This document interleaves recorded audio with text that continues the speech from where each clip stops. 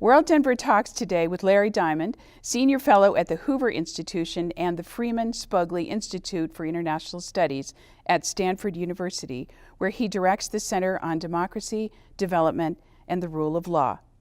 Dr. Diamond is an expert in democratic values and the trends toward and away from democracy. While this may seem abstract, it is often headline news, whether we are talking about Ukraine, Turkey, Venezuela, or China. Welcome to WorldDenver Talks. Thank you, Karen. Well, let's get the conversation started here. How do you define democracy?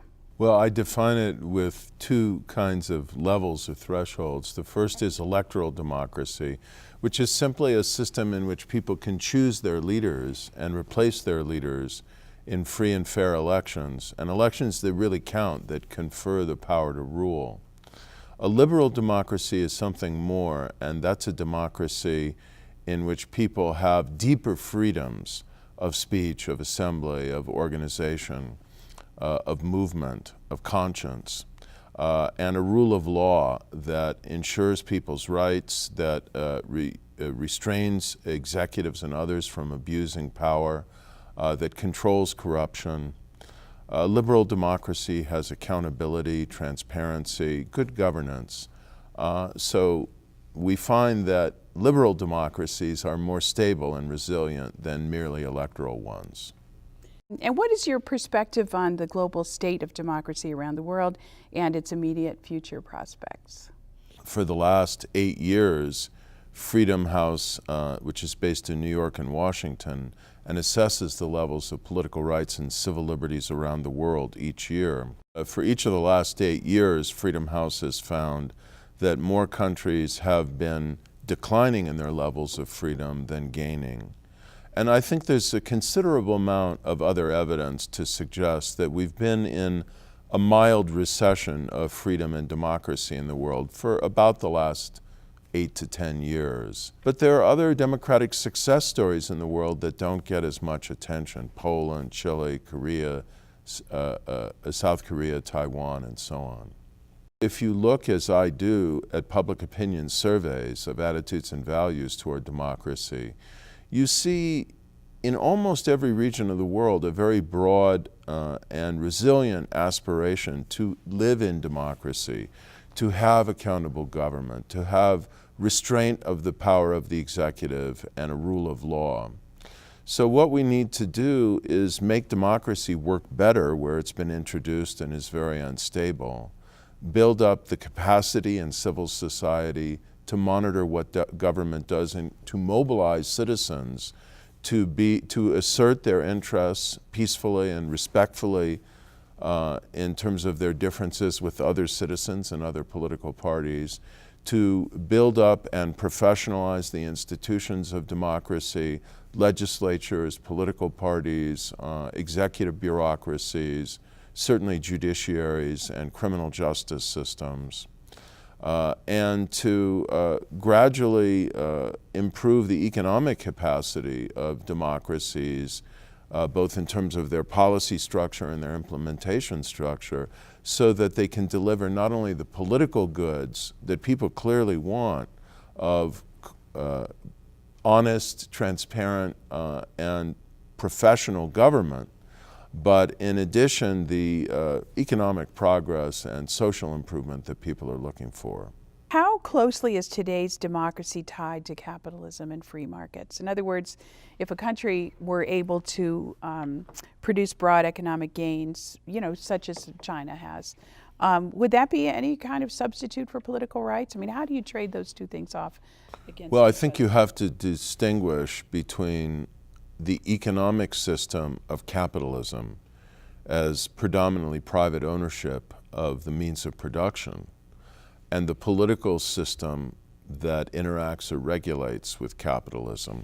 Now, there's a wide range of capitalisms, and China today is a capitalist country. It's no longer a socialist country.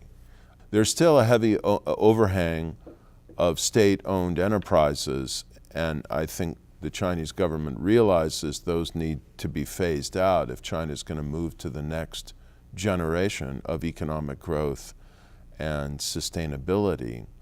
and if it's going to squeeze out the enormous corruption that has seeped into the banking system and the real estate sector.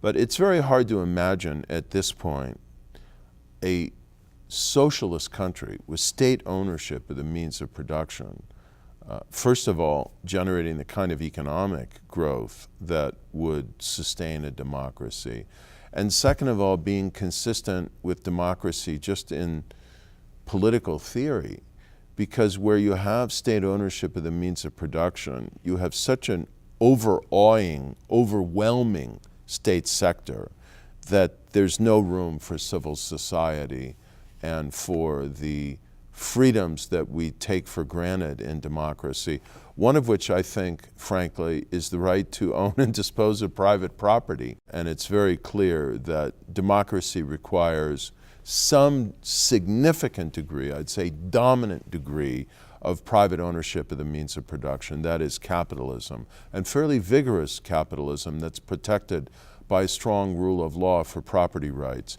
Then we can argue about, what's the place for the extent of state regulation, the extent of taxation. Like I said, there's a lot of variation in forms of capitalism. In your book, you've perhaps used the example of Singapore, which has produced a tremendous amount of wealth for its population, but is still an authoritarian regime. Would you see that leading to pressure for more democracy? It's happening gradually, it's happening subtly, it's happening very peacefully because Singapore is a remarkable success story. And more prominent Singaporeans in the regime and influential in the society are conceding this can't go on forever, that eventually Singapore is going to have to democratize.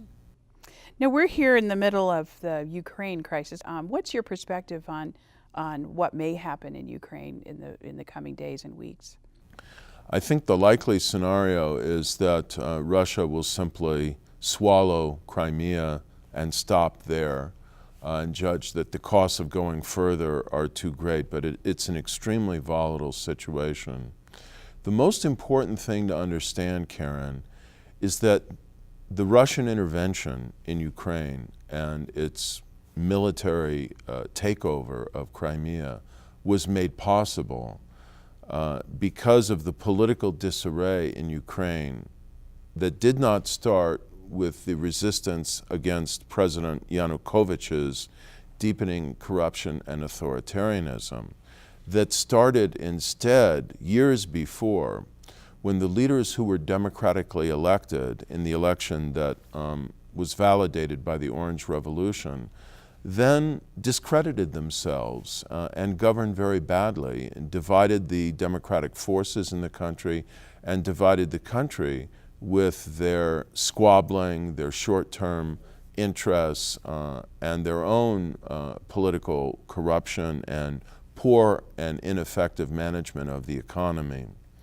As a result of that bad governance, they opened the way for the villain of the Orange Revolution in 2004, 2005, this former criminal boss, Viktor Yanukovych, to become the new president of Ukraine in 2010 via the electoral process. No one questions that he won a majority of the vote in 2010. And then, of course, the slide to authoritarianism and much more rapacious corruption was unleashed. So the message here, and it's the single most important factor that will determine the future of Ukraine, is that Democrats have to unite, first of all, in the face of crisis and threat, and second of all, govern respectfully with regard to the rule of law and the popular will and the benefit of the country in terms of economic development.